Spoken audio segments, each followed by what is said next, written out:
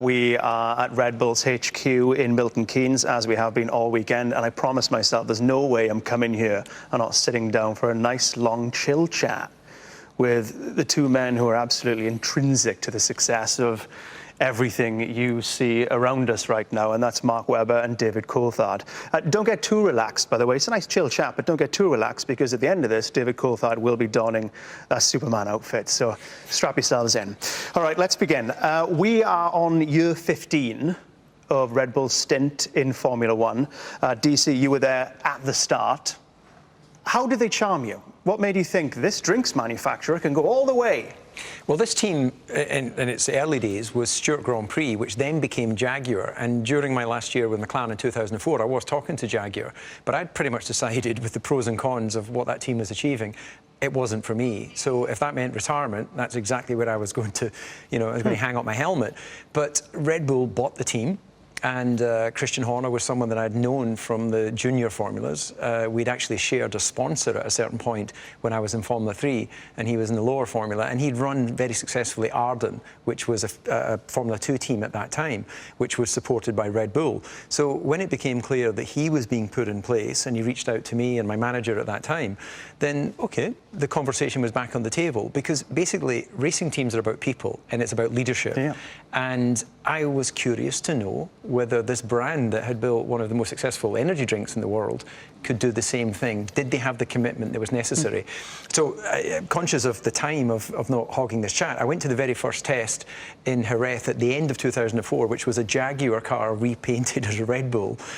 And I was just curious to know. They wanted to have me sign before that, but I said, look, let's just do a couple of days of testing and see if we like each other before we commit. Okay. And at that point, I met Mr. Mateschitz, and he was absolutely committed to empowering Christian and myself and the rest of the team members to build the team into what is necessary to be a winning team in Formula One. So Christian was 31 when he became team principal at Red Bull, when you joined in 2005. Mark, you turned up in 2007, so Christian would have been 33. What did you think of him when you first met him?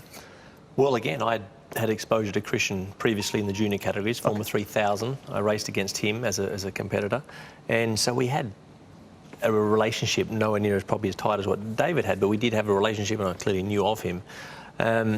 Young for the role, there's no question about it, but and green. He was going to go on a journey that we all were. I mean, we had no idea this was going to happen, mate. I mean, David had come from Ron Dennis. I knew. Yeah. How long were you with Ron Dennis, mate, for? 9 years. Yeah, there you go. Yeah. Into this environment. And same for me, I come from Williams, which wasn't Ron Dennis scenario, but I tell you what, Williams wasn't exactly, a comedy show. And you come here and it's like, well, hang on, this is actually quite enjoyable, and they want to win.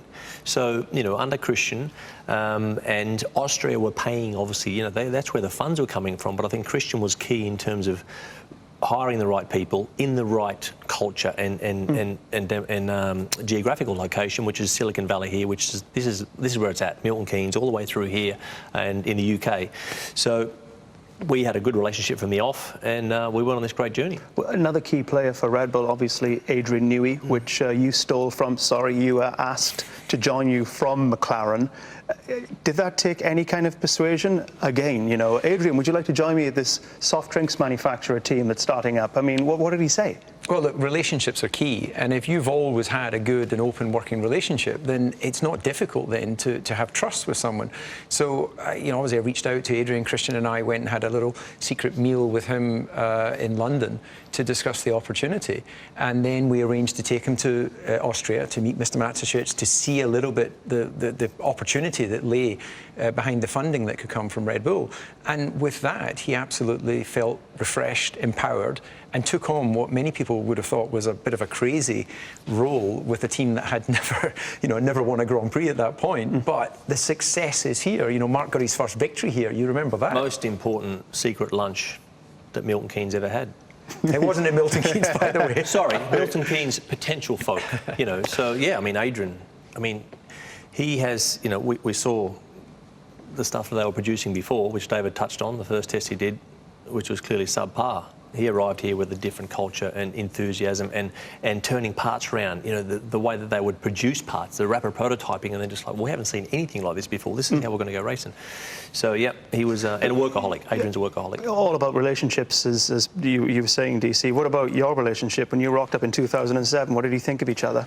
Well, I was very fortunate because I think, you know, we did enjoy a good relationship before that. We were with the GPDA, the Grand Prix Drivers Association. We had some dialogue over that, and I had clearly a lot of time for David. He was a race winner, had been in McLaren a long time, but he pushed down a lot of hurdles. So when I arrived here, you know, having, you know, we were teammates obviously, but I could see where he'd been through. Like, okay, DC's had to touch on this, had to touch on that in a positive way, and that was really important for me because you know, his hindsight was my foresight in terms of, that's right, you know, and it was really, really beneficial for me to have someone like David at the end of his career, yes, running out of a little bit of steam, which happens to all of us, but he knew when to pull the pin and say, okay, I'm going to move on now, but hold, did he leave a good legacy here? And that's just not lip service, mate, because obviously you did do a great job for us here at the team, and it was good for me at that point in my career. Off the back of Williams, I needed all those type of tailwinds, if you like, to help me in my career. Imagine that Sebastian Vettel, when he turned up in 2009, benefited from... Positive. That wasn't positive. Well, this is the thing. That was a huge year for Red Bull, though, 2009. You know, Sebastian Vettel turns up, the regulations changed, so Adrian Newey wasn't handcuffed so much anymore, and he developed the RB5, this car right here, the first, the car you drove for your first ever win in Formula One. I mean, take us through this car. What's so special about it? Well, we knew that winter that, you know, could see Adrian was licking his chops in terms of his, like, the regulations come out. He could see that he could have a huge influence on from the whole car. You know, working with Renault, which was, you know, they weren't exactly the easiest guys to deal with in terms of didn't always have the best power. So Adrian always had to find ways of producing lap time with the aerodynamics and drivability of the car. Sebastian, like I said, had well and truly arrived in 2009. He was my new teammate.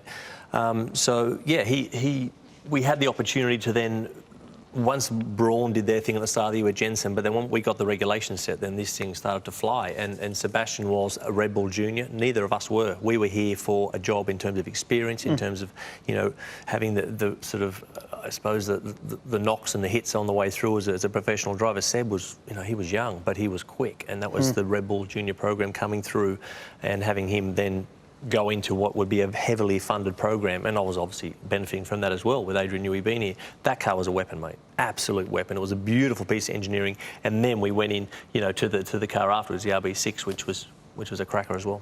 Your relationship with Seb, you know, legendary. You had a few ding-dongs, got a little bit ugly here and there. Were you able to put that aside when you got out of the cockpit? Absolutely not. You know, absolutely not. Well, he holds a grudge for a lifetime. I wasn't expecting that. So, okay. No chance. I think that we definitely overstepped the mark professionally often, and I lost a lot of trust with him on the professional sense. We are pretty tight now. You know, there's messages, you know, exchanged. So that's gone.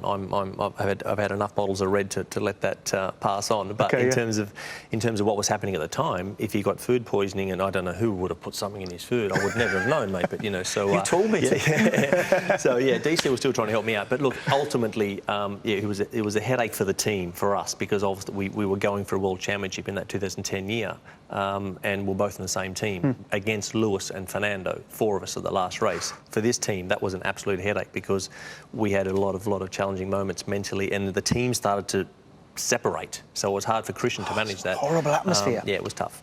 Very tough. What about yourself, DC? Who was your Sebastian Vettel? To be honest, I think that I always maintained a pretty professional relationship with all my teammates. You don't always see eye to eye. You know, Mark and I had a bit of a ding-dong in Shanghai at the Grand Prix there on track, and then Christian... What was said? Well, it was about track position, and then Christian had to, you know, that's actually one of the moments that Christian had really... to what, get between you? He had to, no, not between us, but Christian had to assert his position as team principal and remind us that we both worked for the team. I had a desire to deliver points for me. Mark had a desire to deliver points for him, and of course Christian wanted us to help build the team. Through the season. He said, mate, poke your contract, son. Didn't you, mate? But anyway, this is all part of the growing pains. Annoyingly, we're running out of time. I've got to ask you a quick one. We've got about 40 seconds left. What is it? Why did you guys decide to come to the dark side of the force after you finished with Formula One? Why did you decide to join the media? I'm very happy you did, but why? I could not believe... I saw DC at all these races when I was still competing. I said, mate, why are you here? Why are you here? Why? Oh, this is the last thing I'm going to do. But I enjoy working with you guys, you know, and it's been fun. I try and bring the audience closer to the sport that I love, whether it's from the cockpit, from the mechanics, from the team side of it. So, man, it's not really, you know, too much work for me. I enjoy it. That's a lovely answer. DC, can you top that? Well, simply, I love the sport. I grew up watching it on television. I always believed that I would commercially go into that opportunity beyond. And like Mark, I love the sport. So, well, I'm very glad you're both here. Thank you very much, chaps.